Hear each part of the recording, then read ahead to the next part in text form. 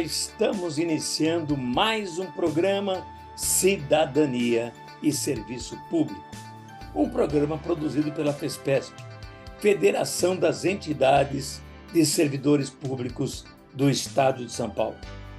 E o que nós estamos trazendo hoje para vocês é a palestra do Fausto Augusto Júnior, sociólogo, diretor técnico do DIESE, proferido no Congresso da Pública Central do Servidor.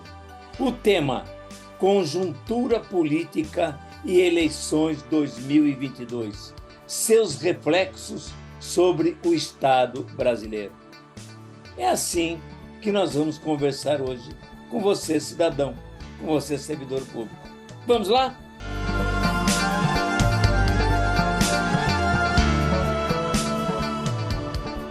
O Fausto, a apresentação do Fausto, acho que a maioria já conhece, é lá do DIESE. O Fausto é nosso companheiro de luta em diversos momentos, né? Muito com a pública, muito com entidades dos vários estados, da Frente Paulista em defesa do serviço público, enfim. Até vou dizer, viu, Fausto, entidade que ainda não está no DIESE está perdendo muito, viu? Então, quem ainda não está, porque está no DIESE, outras entidades daqui, eu sei que já estão também no DIESE. Então, quem não está, o DIESE é uma escola e um local de luta realmente dos trabalhadores em geral. E muito importante para trabalhadores do serviço público, né? No serviço público, Fausto, a gente fala muito em servidor público, servidora pública, e a gente esquece que somos trabalhadores do Estado, trabalhadoras do Estado, né? E isso é muito importante. Como fala servidor público, alguns acham que são servidores ligados ao governador, ligados ao prefeito, ligados ao deputado, Não, nós somos trabalhadores e trabalhadoras do Estado, né? Nós temos a nossa responsabilidade, na verdade, com o serviço público e com o cidadão, né? Eu tenho dito, Fausto, que os direitos que o cidadão tem na Constituição, quem faz chegar até o cidadão é através das mãos dos servidores públicos. Essa é a importância e que eu coloco sempre, que se temos que mudar o Brasil, nós, servidores públicos, temos a obrigação de estar na frente com a nossa bandeira para a mudança para o Brasil que nós precisamos, e não é esse que nós temos hoje. Então, Fausto, com a palavra. Bem, primeiro agradecer o convite, cumprimentar a mesa, cumprimentar todos que estão aqui e quem está virtual com a gente. Saudar o Congresso da Pública, para nós uma entidade importante, fundamental, e que está discutindo algo para nós central hoje no Brasil, que é a questão do Estado. De alguma forma, para nós hoje é um dia importante, né, como o Góes lembrou. Nós estamos num momento bastante difícil, né, em vários sentidos, mas eu diria que quem estava em 2016 no Anhangabaú, depois de 2018 em São Bernardo, a gente sabe que as coisas, pelo menos aparentemente, caminham para um caminho diferente. E eu acho que esse debate, para nós, ele é bastante importante, porque a chamada, né, da discussão de hoje é a questão das eleições. Eu vou mostrar um pouco de números dos servidores, etc., mas muito do pouco tem se falado, inclusive dentro das discussões que a gente tem feito, sobre programas de governo, sobre o que será o futuro do Brasil e etc., muito pouco tem se falado do Estado brasileiro. E como vai se lidar com o Estado brasileiro. E eu diria para vocês que nós estamos num momento de algumas disputas. Uma disputa é uma disputa claramente eleitoral, e acho que a gente vai olhar um pouquinho o que é esse movimento de projeto de Estado. Então, tem uma discussão clara de projeto de Estado. Existem projetos de Estados diferentes em disputa nesse momento da eleição. Mas mesmo dentro dos projetos mais à esquerda, dos projetos mais progressistas, que é o projeto do Lula, o projeto do Ciro Gomes, por exemplo, vocês sabem que tem uma disputa lá dentro também. E eu acho que a gente precisa ter estratégia e precisa olhar com cuidado essas disputas que estão acontecendo.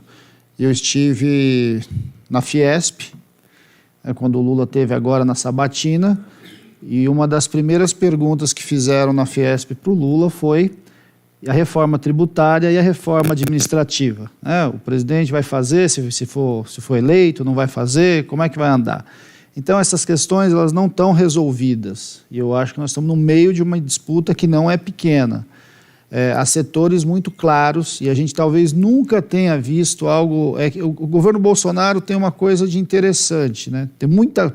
É desastroso o governo Bolsonaro, mas ele é interessante para a gente ver uma coisa que às vezes ficava muito subterrâneo. O governo Bolsonaro é declarado escrachado. E por ser escrachado, você vê claramente quais são as intenções. Saiu recentemente, vocês devem ter acompanhado aí pela Confederação dos Municípios, a perda que estados e municípios sofreram com a mexida no ICMS. Salvador, por exemplo, perdeu 100 milhões, né, por ano. Se a gente pegar Fortaleza, quase 200 milhões. Né. Cidades pequenas aqui, como Diadema, aqui, perdeu quase 70 milhões de arrecadação. Por que eu estou chamando a atenção disso? Né? Vocês devem ter ouvido falar, o Guedes fez uma fala anteontem sobre o imposto de renda, e dentre as falas dele, uma das coisas que ele diz é assim, mas não é isso que a gente quer?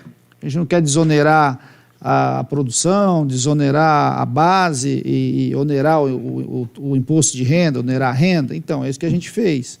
Quer dizer, fez não corrigindo a tabela de imposto de renda desde que assumiu. A tabela de imposto de renda não é corrigida desde 2015. Então, quando a gente vai olhando para isso, você vai percebendo de maneira muito clara, a gente teve agora, né, a privatização dos aeroportos, a concessão aqui de Congonhas, etc. Então, a gente vai vendo que claramente tem um projeto de desconstrução do Estado como a gente conhece. E ele é bem explícito, não é mais ou menos. Agora, a disputa pelo Estado ela é uma disputa que transcende governos. Vamos lembrar desde o MARE, lá no governo Fernando Henrique, né?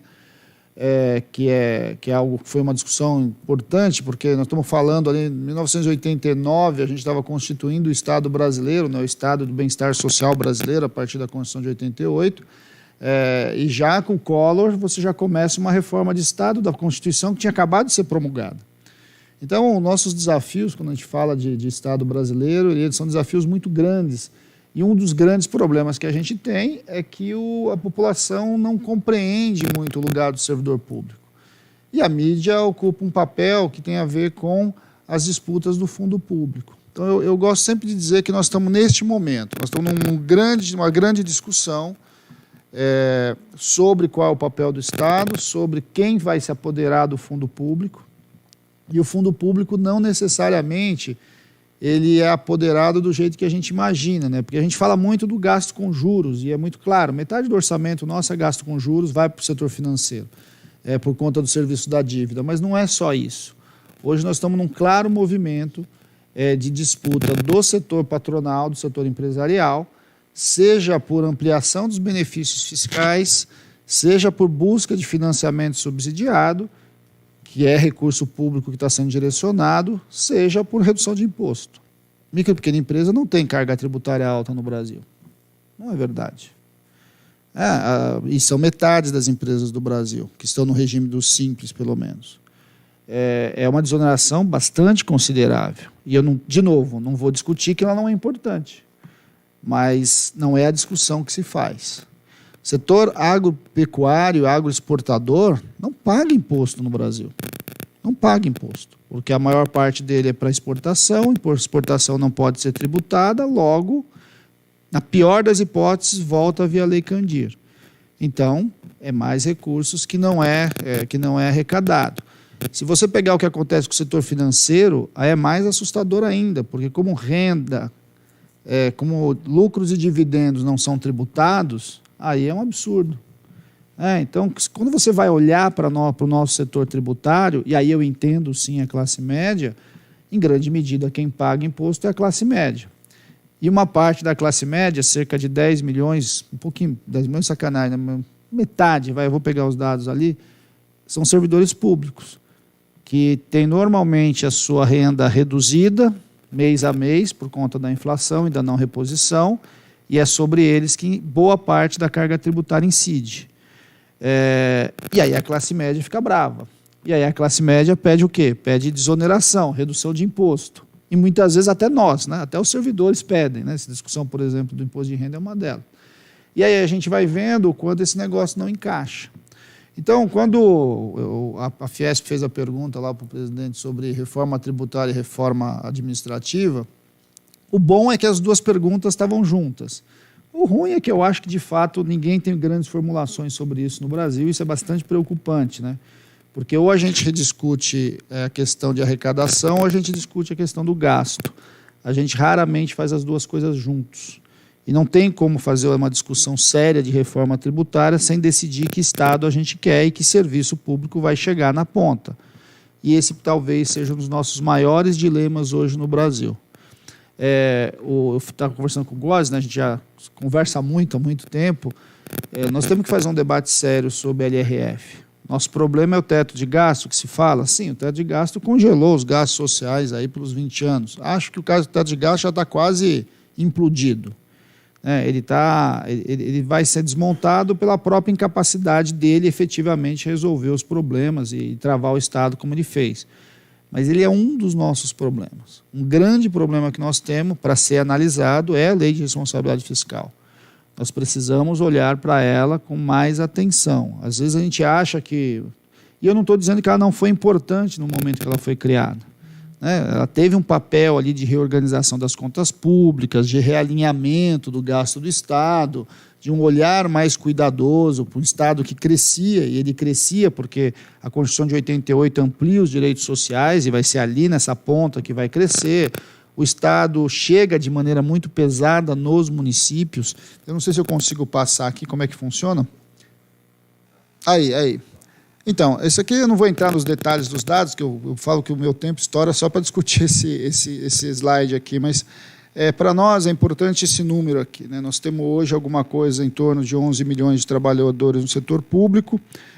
Desses trabalhadores, 7 milhões e meio aí estão com os trabalhadores estatutários, e a gente tem ainda cerca de 1,5 milhão de trabalhadores com carteira assinada, ou seja, que estão no regime geral de previdência. Mas a gente tem uma coisa que, para mim, é uma excrescência, né?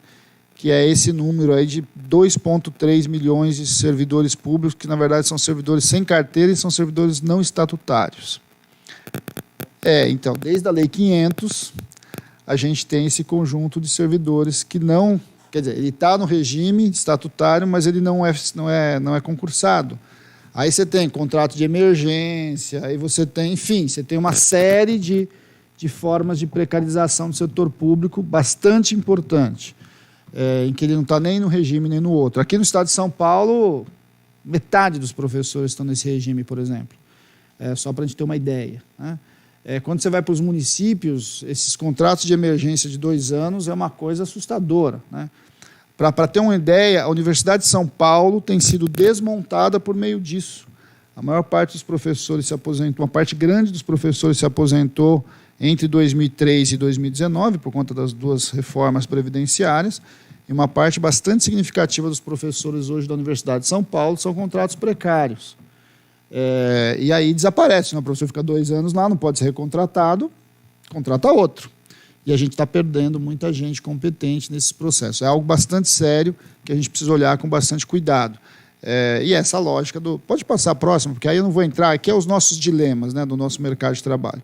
E esse aqui é um pouco a pirâmide de como a gente está com relação a onde estão os servidores. Então, há uma tendência de se falar muito na discussão dos servidores federais, mas a grande maioria dos servidores, na verdade, cerca de 90% dos servidores, está no serviço público municipal ou no serviço público estadual. E isso, quando eu estava falando da lei de responsabilidade fiscal, tem a ver com isso. Ela cumpriu um papel pedagógico, sim, porque os municípios não tinham capacidade, não tinham estrutura para gerir o serviço público que estava sendo constituído a partir da municipalização e a partir do processo ali da ampliação, principalmente saúde e educação, que foram setores que cresceram muito, e logo em sequência assistência social, e que, de alguma forma, você tinha que resolver, do ponto de vista fiscal, como é que você lidaria com essas questões, até porque a Constituição foi bastante cruel. A Constituição encaminhou serviços para os municípios e colocou pouca receita para o município. O município tem muito pouca receita própria. O município vive muito das dependências dos fundos de participação, né? Seja do FPM, seja do FPE. Ou seja, ele não tem autonomia financeira, mas ele tem responsabilidade social. Isso é um drama, né? Tanto é que a boa parte dos municípios tem hoje muita dificuldade do ponto de vista do seu financiamento. Inclusive a própria discussão se alguns municípios deveriam ou não existir por conta do tamanho, da sua capacidade de pagamento. Agora, o problema é que a lei de responsabilidade fiscal ela também foi se transformando num engessamento, como se ela fosse uma espécie de uma bíblia, que você não pode mexer mais. E não é verdade. São situações muito diferentes que precisam ser olhadas de maneiras diferentes. Nós estamos num momento em que, para nós, é uma grande desgraça isso, do ponto de vista de gestão do Estado, de gestão dos servidores, é que a única parte da lei de responsabilidade fiscal que se fala e que se trata é o gasto com o servidor. Não sei se já pararam para pensar nisso. E gasto com o servidor dá a impressão que é tudo a mesma coisa. É gasto com o servidor. Está dentro do limite, não está dentro do limite, está perto do limite, está longe do limite. Sim, mas gasto com servidor é uma coisa muito genérica. Eu vou dar um exemplo para vocês. Gastar com servidor na educação é central. Você não vai melhorar a educação nesse país se você não aumentar salário de professor, não reorganizar as carreiras de professor, porque professor tem uma das piores carreiras do Brasil, em qualquer área. E nós não temos que construir mais escola. O Brasil construiu muita escola entre 1980 e 2000. Nós não temos déficit de escola. Ao contrário, nós temos um problema de qualidade da educação. Qualidade da educação não tem jeito. Ou tu investe no professor, nos trabalhadores da educação em geral, ou você não vai resolver o problema, que é um problema grave no Brasil. Então, sinto muito. Qualquer discussão que trate algum limite abaixo de 80% de gasto com o servidor na educação não faz sentido. Porque o custo da escola é muito baixo, né? Você não tem custo de investimento, o custo operacional de uma escola, quem conhece sabe, é muito baixo. Então, nós temos que gastar mais com gente. Ponto. Na saúde é diferente. A saúde hoje cresce, em média, no mundo, o seu custo 5% acima da inflação. Em média, no mundo. Não interessa a inflação que esteja, onde esteja. Por quê? Porque a saúde, cotidianamente, ingressa tecnologia, seja de medicamentos, seja tecnologia de diagnóstico e tratamento. Na saúde, nós não vamos discutir os mesmos índices de gasto com o pessoal. E eu estou dizendo que a saúde também tem uma participação importante de pessoas, cada vez maior. Mas é muito diferente da educação. É muito provável que da verba da saúde a gente vai gastar menos da metade com o pessoal e comece a gastar cada vez mais com equipamento e investimento. É diferente.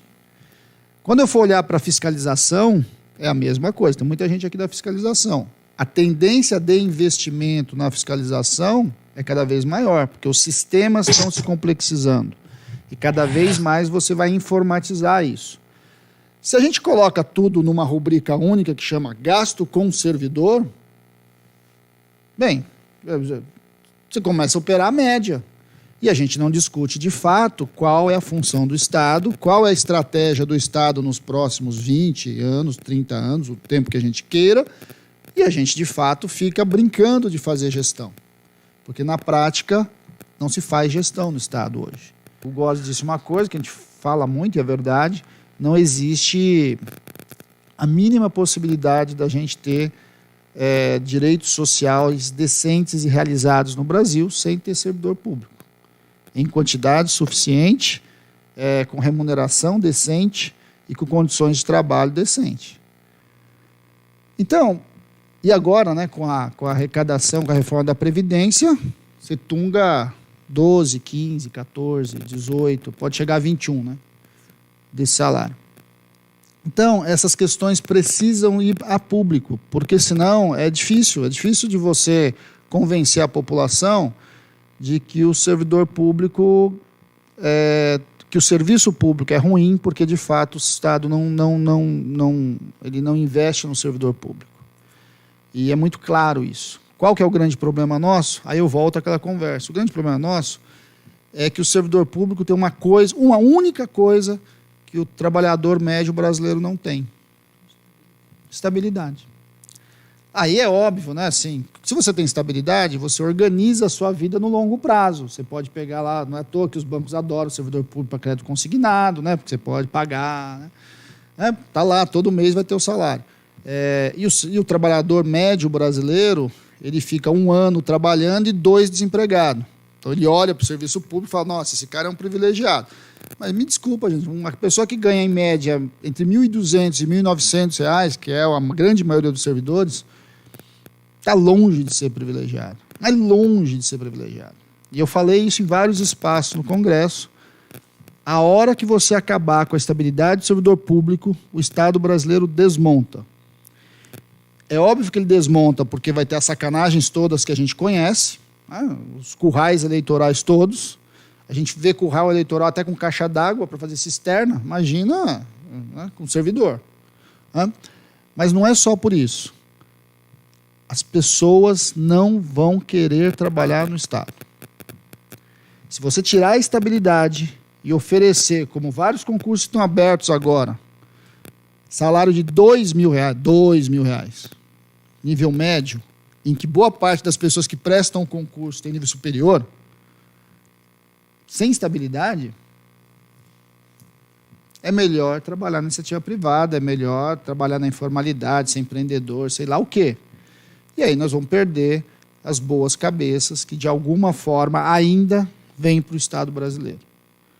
Aí o Estado desmorona. Essa é a conversa que a gente vinha fazendo há muito tempo, do absurdo que é a proposta que está lá de reforma administrativa. E a gente insiste: reforma administrativa hoje precisa ser feita? Precisa. Nós precisamos debater o Estado. Agora, não é essa.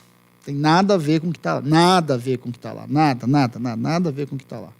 Nós temos que fazer seriamente um debate do Estado brasileiro que queremos, dos direitos sociais que a população brasileira quer, alinhar o financiamento, porque ela tem que estar disposta a pagar por esse serviço social, né? Não tem jeito, e a partir disso reorganizar o Estado brasileiro.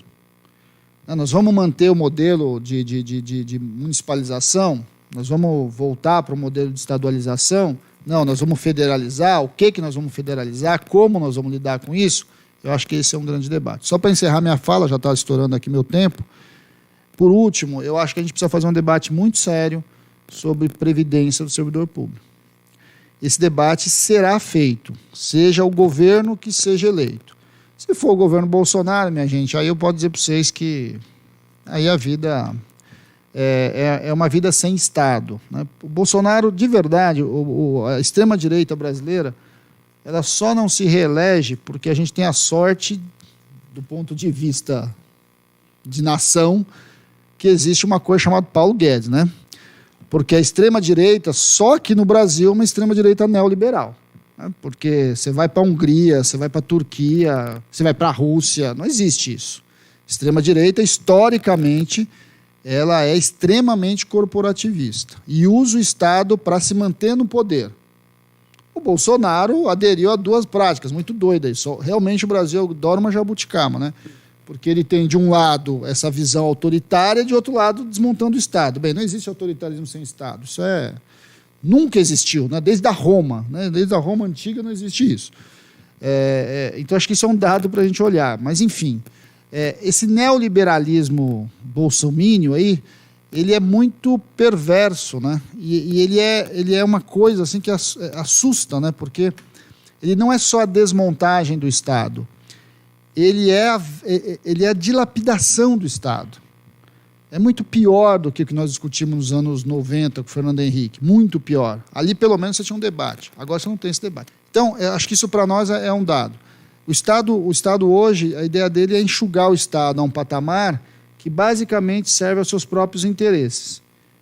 E aí você vai vendendo o fundo público de acordo com os seus interesses políticos. Então é um processo muito complicado ali, do que está proposto enquanto proposta de Estado do governo Bolsonaro. O problema é que eu não sei quem vai ganhar a eleição, mas ganhando a eleição, nós vamos disputar a narrativa do Estado. E ela não é fácil, ela não é simples. Um dos grandes problemas que nós temos hoje, ele é real, nós vamos ter que enfrentar, é o problema da Previdência.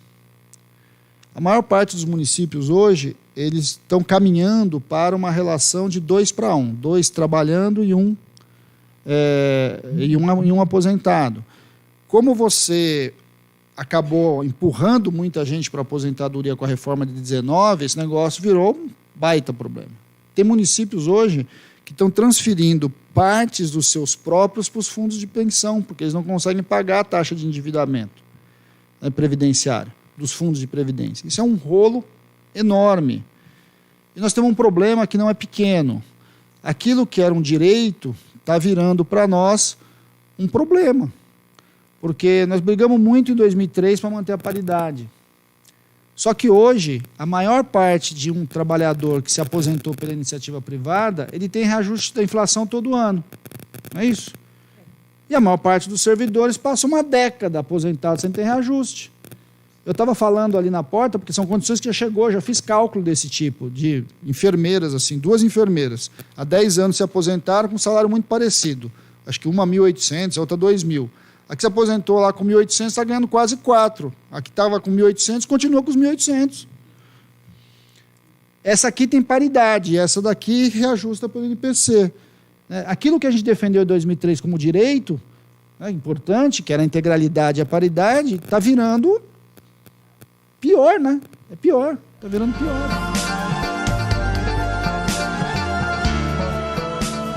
Chegamos ao fim de mais um programa Cidadania e Serviço Público. Um programa da FESPESP, Federação das Entidades de Servidores Públicos do Estado de São Paulo. Um programa que vem conversar com você, cidadão, com você, servidor público, sobre cidadania e serviço público. Até o nosso próximo programa.